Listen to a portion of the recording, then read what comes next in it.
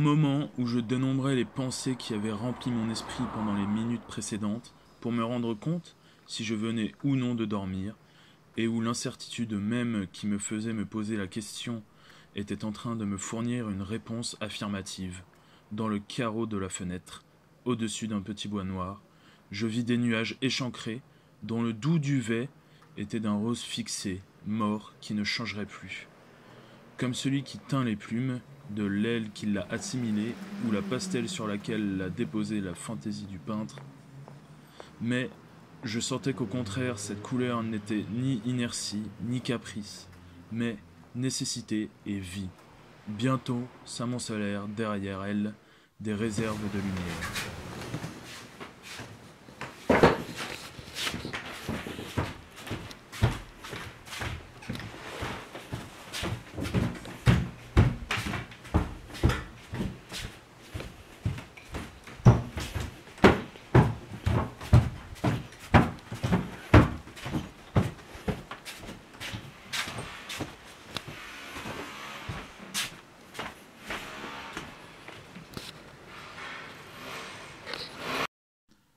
Celui qui regarde du dehors à travers une fenêtre ouverte ne voit jamais autant de choses que celui qui regarde par une fenêtre fermée.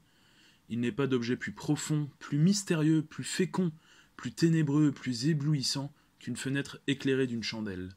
Ce qu'on peut voir au soleil est toujours moins intéressant que ce qui se passe derrière une vitre. Dans ce trou noir ou lumineux vit la vie, rêve la vie, souffre la vie. Par-delà des vagues de toit, j'aperçois une femme mûre, ridée déjà, pauvre, toujours perchée sur quelque chose et qui ne sort jamais. Avec son visage, avec son vêtement, avec son geste, avec presque rien, j'ai refait l'histoire de cette femme, ou plutôt sa légende. Et, quelquefois, je me la raconte à moi-même en pleurant. Si c'eût été un pauvre vieil homme, j'aurais refait la sienne tout aussi aisément. Et je me couche, fier d'avoir vécu et souffert dans d'autres que moi-même. Peut-être, me direz-vous, es-tu sûr que cette légende soit la vraie ? Qu'importe ce que peut être la réalité placée hors de moi.